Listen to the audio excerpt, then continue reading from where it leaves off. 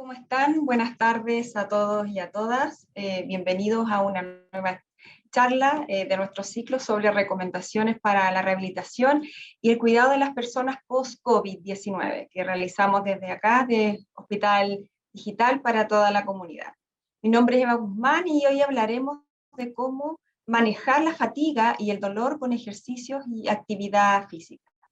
Como ya hemos visto en charlas anteriores desde el inicio de nuestro ciclo, el cansancio es uno de los síntomas de COVID-19 y que además permanece por mucho tiempo, especialmente en las personas con cuadros más graves y también en personas con cuadros de COVID-19 prolongados.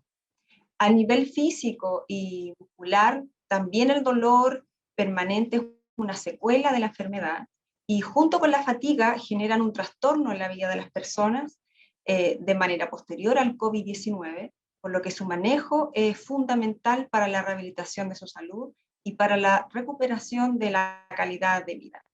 Para que nos enseñe sobre este de hoy nos acompaña Camilo Soto, el es kinesiólogo del Hospital Clínico doctora Eloísa Díaz de la Florida, especialista en neurokinesiología, de NAC, que me aparece la sigla, y te damos la bienvenida, Camilo. Antes de comenzar y de entrar de lleno con tu presentación, como siempre, les recordamos a todos a quienes se han conectado hoy día que el chat quedará disponible para que nos envíen sus preguntas y comentarios a Camilo una vez que él termine de presentar y puede responder las preguntas y comentarios que ustedes nos vayan enviando posterior a su exposición. Bueno, comienzo agradeciendo a Hospital Digital y al Departamento de Rehabilitación y Discapacidad por la invitación. El día de hoy vamos a hablar sobre, continuar este ciclo de charlas sobre recomendaciones para la rehabilitación y cuidados de personas post-COVID. Particularmente, el día de hoy vamos a conversar sobre cómo manejar la fatiga y el dolor con ejercicio y actividad física. Comienzo hablando primero que todo sobre la necesidad de continuar cuidándonos respecto de lo que ha sido la pandemia del COVID. Esto basado principalmente en la prevención. Actualmente el foco de la estrategia contra el COVID está puesto en la vacunación. Lo vemos día a día en los medios de comunicación. Pero hay que mantener ciertos cuidados que son clave para la prevención de esta enfermedad, como lo son la distancia física, el uso de mascarilla y el uso correcto de mascarilla, y el buen lavado de manos, que son temas que se han abordado en otras exposiciones. A modo introductorio, el día de hoy voy a conversar un poquito sobre el síndrome post-COVID, que es un síndrome que se ha detectado en las personas que han padecido esta enfermedad. Llevamos un poco más de un año de pandemia y hasta el día de hoy existen personas que tienen secuelas producto de la misma enfermedad y todo el proceso médico que tienen que vivir cuando esta afecta de manera más grave. Se ha visto en la evolución de la enfermedad que hay una serie de síntomas que son los que más hemos conocido en diferentes medios, que son los que nos permiten detectar una fase inicial de la enfermedad. Sin embargo, en la medida que la enfermedad progresa, es posible empezar a ver otros tipos de síntomas y los mismos síntomas incluso en ocasiones se mantienen en el tiempo. Incluso posterior a 4 semanas y hemos visto incluso meses después. A la derecha ustedes pueden ver una serie de siglas que principalmente yo quiero poner el foco en lo que es la fatiga. Les pido disculpas por la escritura en inglés en esta diapositiva en particular, pero es la fatiga y la disnea. Junto con ellos también aparece el dolor, que son los dos temas que vamos a conversar el día de hoy. Para efectos de la presentación vamos a hablar como de síndrome post-COVID o de COVID persistente como aquellos síntomas que se mantienen posterior a 3 meses de haber tenido la enfermedad. Y algunos estudios han visto que esto es mucho más prevalente, es decir, se observa mucho más en mujeres, personas que son obesas, y el principal foco que fue el año pasado, adultos mayores. Entonces, estos diferentes síntomas podemos observar que un 87% de las personas con COVID tienen un síntoma después de la enfermedad, de meses después de la enfermedad, y esto se enfoca principalmente en lo que es la fatiga, la disnea y el dolor, en lo que algunos estudios han reportado. Y también hemos visto o hemos ido aprendiendo en el camino que la enfermedad del COVID no es solo una enfermedad que afecta al pulmón. Hay otros organismos que son afectados por la propia enfermedad, como son los riñones, el sistema nervioso central, entre otros órganos de nuestro cuerpo, Y también el proceso de hospitalización y todo el manejo en algunas ocasiones va generando que una persona que se mantiene mucho tiempo en cama empieza a detectar y a sentir ciertas dificultades. En ese sentido, la rehabilitación integral se lleva a cabo en diferentes niveles, desde las llamadas UCI, que es lo que más conversamos y hablamos en los medios, pasando luego por rehabilitación de otro tipo de especialidades de manera ambulatoria, atención primaria en salud, atención en comunidad y el cuidado autodirigido. Y acá en estos dos es donde enfocamos la presentación de hoy. De la misma manera, esto era para reforzar un poco que la fatiga, el dolor de cabeza, por ejemplo, y el dolor articular son síntomas que se mantienen incluso después de estos 3 meses que estábamos hablando. ¿Cuál es la importancia de la rehabilitación? Esto tiene que ver con que somos capaces a través de nuestro servicio de ofrecer distintos programas que brindan atención a las personas luego de la enfermedad, en este caso particularmente por COVID. Y nuestro rol es ayudar con ejercicios, programas de ejercicios, educación a las personas y a sus familias, e incluso ser capaces de fomentar o acompañar en el cambio de ciertas conductas y comportamientos que generan dificultades en nuestro desempeño diario. Además, la rehabilitación es una intervención que permite optimizar el funcionamiento y reducir la discapacidad, particularmente que hemos visto en las personas que han tenido esta enfermedad. Y de esta misma manera se ha visto que las personas con COVID necesitan rehabilitación, no solo en la fase aguda. Con fase aguda nos referimos a las primeras semanas de hospitalización, que en algunos casos una persona puede estar hospitalizada meses, sino que también en las etapas posteriores. Esta imagen surgió el año pasado, en uno de los inicios de la pandemia, y mostraba un poco los diferentes impactos que iban a generar la ola, y en el tiempo hemos ido observando que es muy similar a lo que ya se proyectaba hace un año atrás. Yo personalmente soy súper fan del trabajo interdisciplinario, es algo que hemos aprendido no solo con esta enfermedad, sino con el manejo integral en UCI, y este enfoque es necesario para el tratamiento y rehabilitación, particularmente de los pacientes con esta enfermedad del COVID. ¿Cuáles son los beneficios entonces de hacer ejercicio y actividad física? Principalmente puse estos beneficios que son los que yo más destaco, que son, en el caso de esta enfermedad, reducir la dificultad para respirar, aumentar la fuerza muscular, mejorar el equilibrio y la coordinación, mejorar su pensamiento, e incluso tiene impacto en el estado de ánimo y el estrés.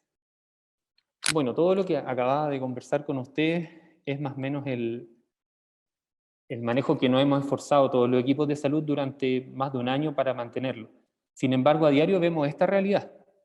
Seguimos en un ambiente de cuarentena, distanciamiento social, hablamos del virus, de las restricciones, de las limitaciones de desplazamiento que en algunos casos dificultó el acceso a terapias de rehabilitación, y por eso es súper importante hablar de estos temas del autocuidado y los ejercicios en domicilio, que es lo que entramos a conversar de lleno ahora. Antes de hablar sobre el ejercicio y la actividad física, principalmente para el manejo de estos dos síntomas que genera el COVID, debo destacar que los efectos cardiovasculares hasta el día de hoy no han sido completamente estudiados. Esta es una enfermedad que está en proceso día a día de estudio. Nosotros tenemos que estar revisando, si no es día a día, semana a semana, cuáles son las nuevas actualizaciones sobre el manejo. Y lo importante que destaco que en aquellas personas que requirieron una hospitalización muy prolongada, que están, por ejemplo, con uso de oxígeno domiciliario, también debe realizarse una estricta prescripción. Con esto me refiero a que debe haber un profesional de la salud que sea capaz de acompañar, aunque sea por lo menos los primeros días. Esto puede ser físicamente en algunos casos de atención domiciliaria, con lo que cuentan algunos hospitales, y por el otro lado tenemos todo lo que involucra la telerehabilitación. En primer lugar, respecto de la fatiga, la definición que yo utilicé para esta presentación tiene que ver con la fatiga como una molestia ocasionada por un esfuerzo más o menos prolongado o por otras causas, y produce alteraciones físicas también. Hay diferentes escalas que permiten medir la fatiga. Yo utilicé esta en particular, que está escrita en español, y que evalúa 10 sensaciones o actividades en el día a día, y que son puntuadas a través de una escala de 1 a 5, desde nunca sentir, por ejemplo, en este caso fatiga, hasta siempre. El siempre tiene que ver con una sensación a diario. Si podemos observar, son 5 puntuaciones en una escala de 1 a 10, entonces el puntaje total de esta evaluación tiene que ver con 50 puntos. Según un artículo que encontré, en este caso, personas que puntúan más de 20 puntos tiene que ver con un nivel de fatiga importante y que limita de gran manera sus actividades de la vida diaria. ¿Qué ocurre con la actividad física y el ejercicio físico para reducir la fatiga? Las terapias, se ha visto que la terapia con ejercicios puede contribuir al alivio de algunos síntomas que tienen que ver con la fatiga. Puede reducir entonces la fatiga, aunque el nivel de evidencia que tenemos actualmente es de baja o moderada intensidad. Y, como les mencionaba, los efectos a largo plazo son inciertos, entre comillas, en este caso porque es una enfermedad en pleno desarrollo. Y lo que sabemos hoy puede cambiar incluso en un par de meses más. Las indicaciones de rehabilitación en pacientes post-COVID tienen que idealmente estar orientadas a grupos musculares grandes. Con eso me refiero principalmente a los músculos de las piernas, que están a nivel de las piernas y los muslos, a nivel del tronco y a nivel de los brazos, en la zona más cercana a los hombros. Y lo que estamos fomentando nosotros con nuestros pacientes en domicilio es principalmente el uso de accesorios domésticos. Dada la situación en ocasiones de no poder salir a comprar o de repente no tener los recursos, fomentamos el uso, por ejemplo, de botellas plásticas que puedan ser llenadas con agua, de bolsas de arroz, o idealmente, si usted cuenta con pesas, mancuernas, ser utilizadas enfocadas a estos grandes grupos musculares. Y particularmente aquellos pacientes con oxigenoterapia, es importante que observen la caída de la saturación arterial en aquellos casos que cuenten con un saturómetro. Pero como les digo, en este tipo de pacientes, en un inicio siempre se recomienda la visita domiciliaria de al menos un kinesiólogo o kinesióloga que acompañe este proceso inicial de rehabilitación en domicilio. Siempre que hagamos actividad, sobre todo en contextos de fatiga, debemos comenzar haciendo una actividad de calentamiento previo. Esto quiere decir movimientos lentos, que tomen por lo menos 5, idealmente un poco más, hasta 10 minutos, de movimientos globales, partir por la cabeza y el cuello, hombros siempre proximal, que son los músculos que más vamos a trabajar, y a nivel de piernas. Esto puede hacerse de pie, con una silla o una mesa, un apoyo anterior, o puede ser sentado. Incluso puse esta imagen para recordar también que puede estar una persona temporalmente o de forma permanente en una silla de ruedas. Estos ejercicios, como les digo, se pueden hacer sentados y, como estaba en la fotografía anterior, puede ser de pie con un apoyo anterior para más seguridad. Ya posterior al calentamiento previo podemos trabajar la activación global de las mismas dos maneras, sentado, de pie. Normalmente a las personas yo les recomiendo personalmente cuando hacen esta actividad o la primera levantada del día, que lo hagan en el mismo borde de la cama. Esta activación tiene que estar dirigida a los mismos grupos musculares que les decía, en la zona cercana al tronco, a nivel de los brazos, la espalda con movimientos lentos y progresivos en su aumento y su frecuencia, y también a nivel de las piernas, enfocados principalmente, como les decía, en muslos y la parte posterior de las piernas. En este caso, los ejercicios son una imagen que va desde los movimientos de los brazos pegados al cuerpo hacia arriba, en un inicio idealmente sin superar la altura de los hombros, y en el segundo caso, trabajar flexión en la punta de los dedos del pie, con mucho cuidado, sobre todo en personas adultas mayores, tener una persona atrás que les pueda acompañar o incluso una pared, para que no vayan a irse o tropezar hacia atrás. Continuando con los ejercicios de activación, en este caso estamos viendo ejercicios de pierna, siempre con la precaución de un apoyo anterior. Puede hacer separación de las piernas, primero hacia la izquierda, luego a la derecha, y uno de los ejercicios que más trabajamos nosotros en la etapa de hospitalización para potenciar la rehabilitación posterior es el sentarse y pararse de una silla que sea estable, que esté en buen estado, que no vaya a tener riesgo de caída. Este músculo se ha visto que es uno de los más claves, se llama cuádriceps, está en la parte anterior del muslo, y es uno de los más claves, entendiendo que los músculos trabajan en grupos musculares en términos de la recuperación, de la funcionalidad, post una enfermedad crítica y particularmente en este caso el COVID. Ya en etapas más avanzadas podemos hacer ejercicios con un poquito mayor de intensidad y que involucren otros músculos. Por ejemplo, este ejercicio lo hacemos harto en la etapa hospitalizada, entonces no debiese ser problema de hacerlo después en su domicilio, que tiene que ver con acercarse y alejarse de una pared, insisto, que esté firme, idealmente con zapatos. Esta imagen no está sin zapatos, pero con zapatos, y siempre evaluando qué nivel de cansancio tiene durante la actividad.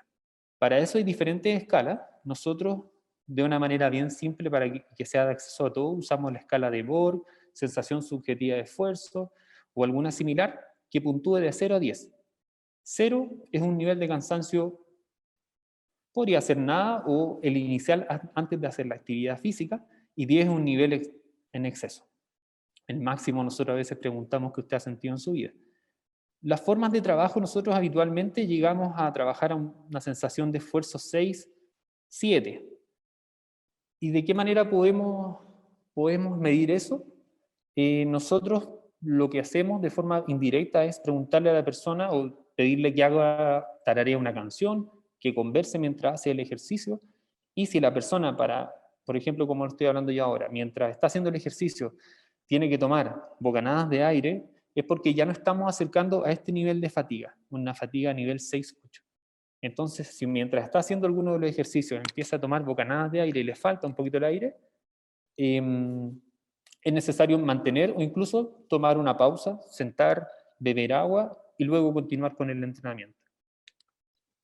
Finalmente, en los ciclos de entrenamientos, idealmente terminamos con una vuelta a la calma. Esto permite el enfriamiento, disminuir los latidos cardíacos. Por lo general se recomiendan entre 5 y 10 minutos hasta que la respiración vuelva a nivel normal, entre comillas, o lo inicial antes de hacer el ejercicio. Estos son algunos signos vitales para poder controlarlos mientras se hace el ejercicio. Es necesario tener algunos equipos.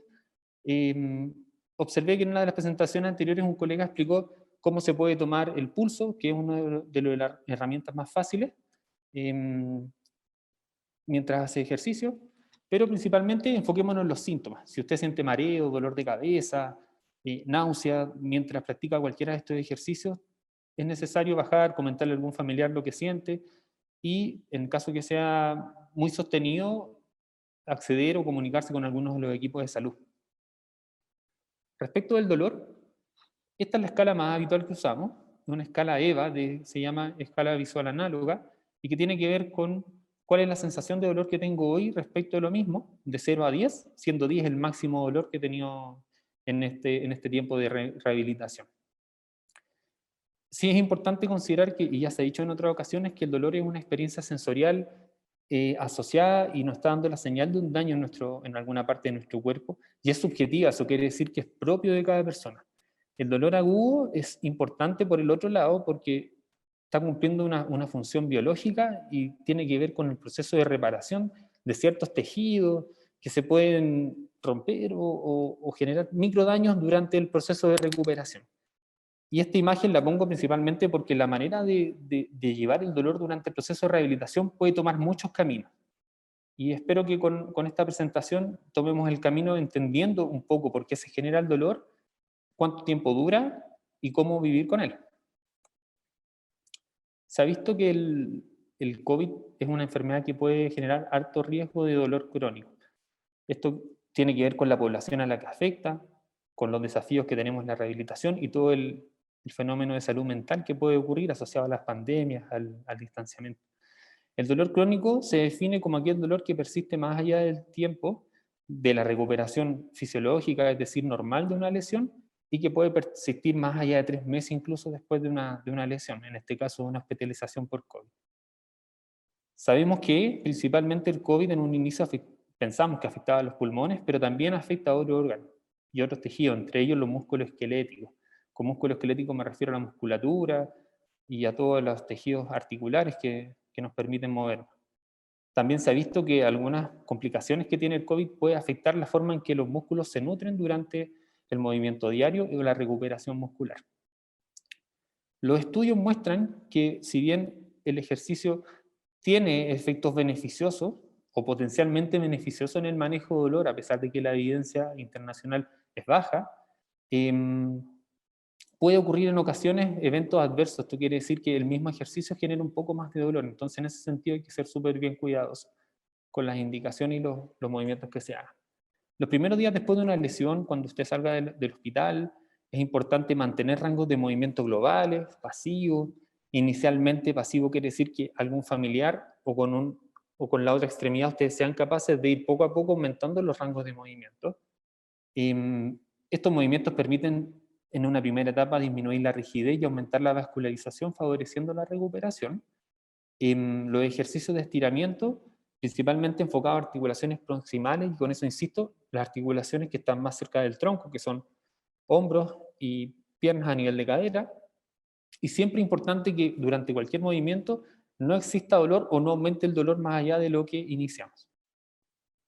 Es clave y lo que más hemos visto en la etapa de hospitalización, y es súper importante el manejo en domicilio, cuáles son los ejercicios a nivel lumbar. Lumbar quiere decir la espalda. Y en eso es súper importante, nosotros trabajamos harto y en la casa lo puede hacer en su cama, el puente pélvico nosotros les llamamos, ¿ya? Que permite fortalecer músculos a nivel de las piernas, muslos, pelvis, que es la cadera, la espalda baja y la espalda alta. Este ejercicio nosotros lo vamos progresando, ya sea en hospital o domicilio, trabajando primero con una pierna, perdón, con las dos piernas y luego con una y otra pierna, según la tolerancia de cada persona.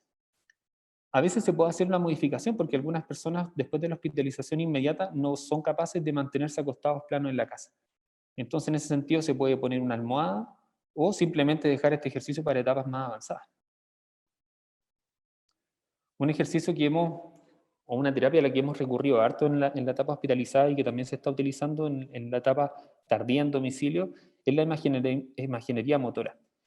Y esto involucra hacer movimientos o imaginar movimientos sin necesidad de generar un desplazamiento de los brazos o las piernas. Imaginar un movimiento activa de forma similar las áreas encargadas de realizar los movimientos a nivel cerebral, ¿ya? Se utiliza mucho en personas afectadas por dolor crónico y podemos entrenar estas áreas para que vuelvan a funcionar de manera correcta. En este sentido, lo que nosotros hacemos en una persona que está con mucho dolor en etapa aguda es posicionarse en una cama, en un sillón, en una posición que esté cómoda, y con los ojos cerrados, pensar en su brazo derecho, por ejemplo, si le duele, empezar de a poco, pensar en mover sus dedos, pensar en mover sus muñecas, pensar en mover sus brazos, y poco a poco imaginar diferentes movimientos que son los que hemos revisado en planos más globales. Esto idealmente tiene que ser acompañado por algún terapeuta, y se usa mucho de repente en la telerehabilitación. Finalmente, cuando el dolor es muy agudo, tenemos opciones de manejar crioterapia, que se llama la terapia con frío, o termoterapia, con compresa o con un guatero. Lo importante, dependiendo de cuál tenga más acceso, es que siempre estos equipos, estos de repente kits que se tienen, sean cubiertos con algún paño, con algún papel, para que no genere un contacto directo entre la superficie fría o caliente con la piel, porque eso en ocasiones puede generar enfermedades, o sea, alguna quemadura, sobre todo en un adulto mayor. Pero las recomendaciones en etapas agudas, un dolor agudo, articular principalmente, es el uso del frío para reducir el dolor, y por ende además acompañamos a controlar un poco el proceso inflamatorio. Entonces, como les digo, algún hielito envuelto en un pañito, usarlo 5, 10 minutos máximo y con supervisión. Un tip, ya acercándome al final de la presentación, tiene que ver con las técnicas de conservación de energía que son como un abordaje global en domicilio para evitar dolor y fatiga en nuestra vida diaria. Por ejemplo, algunas indicaciones pueden ser, por ejemplo, al momento de lavarse los dientes, afeitarse, peinarse, hacer uso de una silla o reducir o disminuir un poco la altura de un espejo. En caso que usted cuente con una ducha, si tiene una silla metálica, puede utilizar una silla en la ducha y tomar una ducha de forma sentada. Elevar los asientos, y con esto me refiero, en el caso de los sillones, poner frazada o un doble cojín, cosa de que sea un poco más fácil ponerse de pie, y al momento de sentarse lo haga de una forma más controlada. En algunos casos más avanzados y en compañía del equipo de rehabilitación, es posible evaluar la necesidad de hacer cierta adaptación en el domicilio. Principalmente yo he visto mucho el tema de la instalación de las barras de seguridad en el baño, que es uno de los lugares donde mayor riesgo de caída existe en el domicilio. Y usar zapatos que se puedan poner y sacar fácilmente, de repente por comodidad. Se pueden usar zapatos sin cordones, evitar el uso de pantuflas o usar, no sé, otro tipo de calzado, una chala, por ejemplo, que no tenga soporte en la parte de atrás del pie, en el talón. Es un tema a veces más cómodo, pero por seguridad en una etapa inicial en una persona que está recuperando la capacidad de marcha sola o independiente, es mucho más recomendable. Y aquí hay dos ejemplos: al momento de levantar pesos, usar el tronco, usar las piernas para levantar, y estando de pie, cargar ciertos objetos lo más cercano al cuerpo. Esta imagen es bien bonita, pero quizás la caja es un poco grande para las cosas habituales de la casa. Pero si le toca levantar un peso muy alto o muy grande, usar este tipo de estrategia.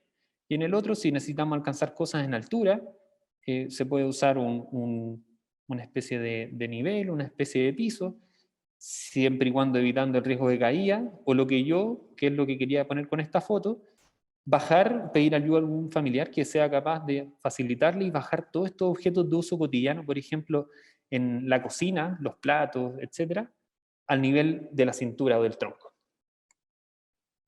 Finalmente, y para terminar, algunas conclusiones que les quiero dejar en esta revisión que hice sobre el ejercicio de actividad física después del COVID.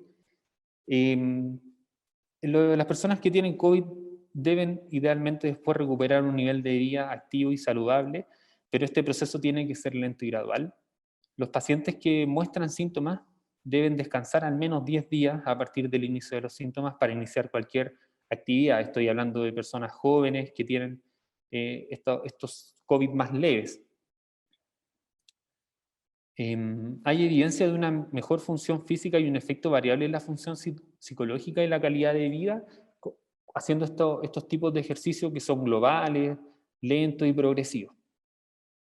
A pesar de, en algunos momentos dije que existe poca evidencia, y esto tiene que ver con el año que llevamos dentro de lo que yo revisé, año que llevamos de la enfermedad, ninguna de las intervenciones físicas a través del ejercicio genera daño.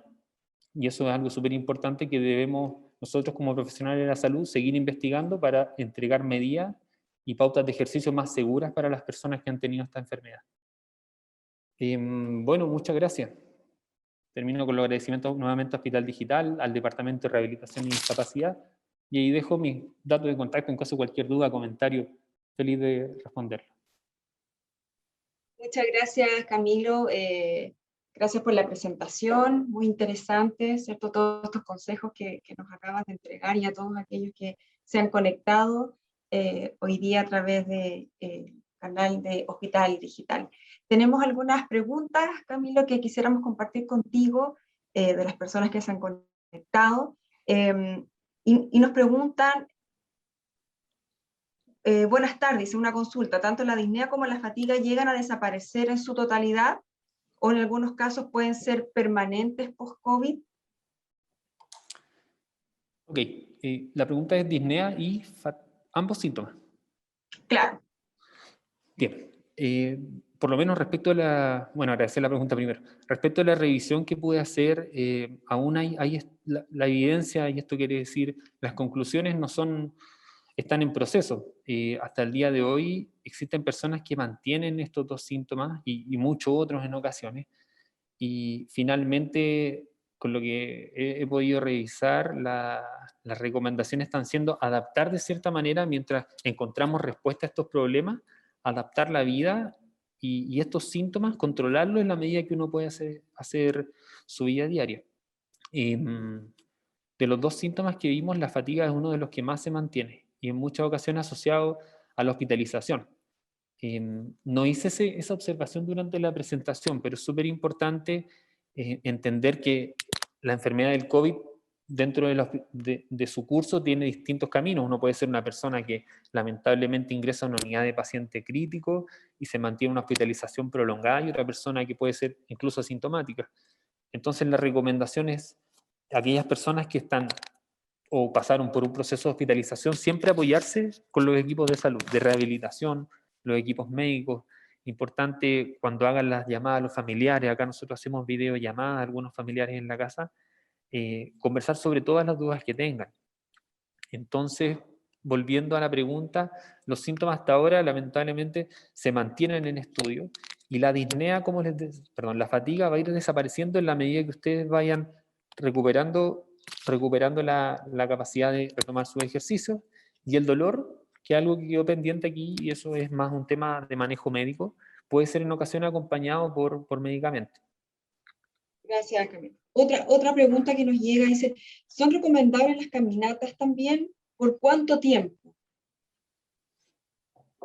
Sí, la caminata es uno de los ejercicios más costo convenientes que tenemos, lo podemos hacer a diario, no todos los domicilios y las casas de todos nosotros son iguales, entonces, y además estamos todavía en un proceso de cuarentena que han ido cambiando en el tiempo. La recomendación es mantener por lo menos llegar a hacer 150 minutos de caminata a la semana. Esto lo puede estructurar 30 minutos día, haciéndolo 5 veces a la semana. Lo importante es que las caminatas sean progresivas. En esta época de invierno es un poco más complicado, siempre bien abrigado y como les digo, tienen que ser progresivas, alcanzar a hacer por lo menos 20 minutos cuando usted salga a caminar, idealmente 30 en un día, máximo una hora, a una intensidad que, acompañando de esta escala que conversamos, por ejemplo, de la sensación subjetiva de esfuerzo, una intensidad que mientras camina no le falte el aire. Mientras camina usted pueda respirar y tararear una canción, como decía, o respirar y mantener una conversación con la persona que le acompañe. Perfecto. Otra pregunta que nos llega, Camilo, nos dice, ¿recomendaría comprar pesas u otros implementos para hacer ejercicio en la casa? O alguna recomendación que tú le puedas dar a las personas que están conectadas cuando no hay donde comprar, ¿cierto? Estos implementos, ¿qué se puede utilizar en aquellos casos? Sí, sí, gracias por la pregunta. Pucha, yo trabajo en un hospital y conversamos a diario las distintas realidades que tienen todas las personas que atendemos. Entonces, en ocasiones las familias les gusta regalonear a algún familiar que estuvo hospitalizado y estuvieron harto tiempo sin él y de repente existen los medios para comprar. En ese caso, es ideal, este es un proceso que es persona a persona, entonces es ideal comprar una mancuerna, un peso que sea de 1 kilo, que sea fácil de tomar. Hay distintos medios que se pueden comprar, no necesariamente físicamente, pero mi recomendación y la de nuestro equipo va a ser siempre adaptar. Adaptar tiene que ver con el uso, como mostraba en la presentación, de botellas plásticas, de estas de medio litro, en un inicio usar, por ejemplo, tenemos siempre bien medido 1 kilo de arroz, puede ser 1 kilo de azúcar, haciendo ciertas adaptaciones. Si existen los medios, idealmente comprar algún artículo, algún accesorio externo. Pero las recomendaciones son, hoy en día incluso existen muchos programas de ejercicio con el propio cuerpo, que tienen que ver con hacer sentadillas, hacer puntas de pie, con más las recomendaciones que dejé en la presentación. Eso. Súper. ¿En qué momento dirías que hay que acudir a un kinesiólogo u otro terapeuta? Yo soy kinesiólogo, entonces creo que nuestra profesión, trabajamos harto con terapeutas ocupacionales, trabajamos con fonoaudiólogo en el proceso de iniciar la respiración en diferentes etapas de la hospitalización. Tengo muchos amigos que son profesores de educación física, hay personal trainer, hay un equipo completo de profesionales que les puede orientar en este proceso. Yo creo principalmente que nuestro rol como kinesiólogo es intervenir en esa transición desde la hospitalización hacia el domicilio. Y luego, en relación a los síntomas y la evolución que tenga la persona en su casa, ir un poco dejando algunas tareas que sean para la persona y otro para otro equipo de salud, y por lo general a usted le pueden recomendar. En ese sentido, el kinesiólogo también, sí o sí, como lo dije en la presentación, tiene que estar acompañándole el proceso, ya sea con visitas domiciliarias o telerehabilitación en aquellas personas que son usuarias de oxígeno o que temporalmente quedan con oxígeno post-rehabilitación. Si yo personalmente, y en este momento se me viene a la cabeza, tuviera que recomendar sí o sí una persona que tenga seguimiento por un kinesiólogo específicamente, pienso en ese grupo de personas, personas que están con requerimiento de oxígeno o otro se me ocurre una traqueostomía, que eso es para otro tema de conversación. Claro. Camilo, otra pregunta que nos llega dice, ¿hay alguna recomendación especial para las personas mayores que de por sí se tienen menor movilidad? Sí, sí. Muchas gracias por la pregunta. Esa ha venido siendo como mi área de especialización en mi trayectoria profesional. Y parto de la base, como una apreciación personal, que no necesariamente, entiendo la pregunta, pero no necesariamente todas las personas mayores tienen limitación. Es un poco más frecuente, lamentablemente un poco más habitual, pero es donde, como señala la pregunta, es el grupo que tiende a tener más estas limitaciones, pero a mí, en mi trayectoria profesional me ha tocado atender personas de 90 y 100 años que se mueven igual o incluso mejor, tienen mejor movilidad que muchas de las personas de mi edad.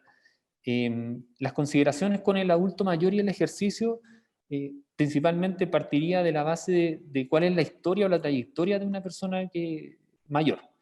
Es decir, hacía ejercicio habitualmente, tiene implementos en el domicilio, es el domicilio un lugar seguro para hacer este tipo de ejercicios que acabo de mostrar de forma bien general en la presentación. Eso, las consideraciones también tienen que ver con el control de signos vitales, pero no todos tenemos equipos de control de signos vitales en el domicilio. Entonces ahí es súper importante señalar los síntomas. Y en un adulto mayor, yo por formación creo que he ido aprendiendo que el nivel, nosotros le decimos como cognitivo, pero por ejemplo, el nivel de lucidez que tiene una persona mayor, el nivel de alerta, el nivel de despierto que está en un día, son señales como rápidas que uno puede detectar si hay algún cambio importante. Entonces, en el adulto mayor, siempre que vaya a practicar ejercicio, tiene que estar en un buen nivel cognitivo, como les decía, un buen nivel de alerta, estar bien orientado. Hay unas pautas que las puedo compartir si me escriben a través de eso, que hay serie de cuidados que distintos estamentos del Ministerio de Salud lo han ido compartiendo, pero cuidados específicos para el adulto mayor. Y el otro que no presenté es sobre la salud mental, que es un tema súper importante también. Sí, que nos hemos consultado y que también es parte del abordaje de estas charlas. Tenemos una última pregunta, Camilo. Nos preguntan, ¿el dolor de cabeza por cuánto tiempo puede permanecer post-COVID?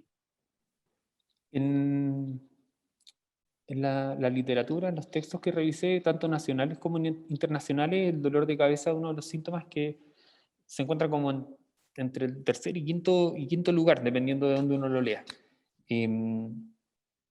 Dentro de las revisiones, lo que más encontré es que se mantiene por lo menos después de estos 3 meses de síntomas. Pero habitualmente el dolor de cabeza es un síntoma que no siempre se asocia directamente al COVID, puede haber otros factores como emocionales, tensionales, hay algunos músculos que se contracturan en la parte posterior del cuello y generan este dolor de cabeza. Lo importante es caracterizar ese dolor. Cuando me aparece en la mañana, me aparece en la tarde, me aparece cuando tengo algún recuerdo de la hospitalización, me aparece cuando hago actividad física. Entonces es súper importante y es muy buena la pregunta entender si dentro de la historia que usted tuvo con el COVID, el dolor de cabeza ha sido un síntoma que fue uno de los primeros que apareció cuando tuvo el debut de la enfermedad, o es un síntoma que apareció posterior durante el proceso de rehabilitación o posterior en etapas ya más avanzadas de la enfermedad. Pero como le digo, el dolor de cabeza aparece dentro de unos síntomas que se mantiene por lo menos hasta los 3, en algunos casos lamentablemente hasta los 3 meses después de la enfermedad. Perfecto.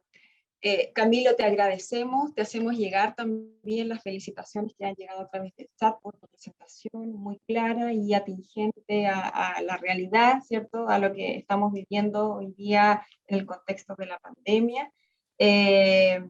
Muy lúdica, así que esos son los comentarios que nos han llegado a través del chat. Te agradecemos también que hayas participado con nosotros. Gracias por tu presentación. Y con esto te despedimos. Y gracias también a todos a quienes se han conectado hoy día y los esperamos también el próximo miércoles 30 a las 14 horas en una nueva charla donde el tema será cómo retomar las actividades cotidianas del hogar con menos desgaste. Tendremos los consejos de otro profesional, ¿cierto? De un terapeuta ocupacional que nos estará entregando recomendaciones también. Al despedirnos, les recuerdo que la grabación de esta sesión será subida en los próximos días al canal de Hospital Digital en YouTube, como se ve en la imagen que está desplegada en la pantalla. Y les compartimos también nuestras redes sociales para que nos sigan y estén al tanto de las próximas charlas que realizará Hospital Digital. Gracias nuevamente, Camilo. Gracias a todos los que se han conectado y buenas tardes y agradecerles su participación. Muchas gracias a ustedes, cuídense, que estén todos bien y todas bien. Chao, chao, gracias. Buenas Chao. tardes.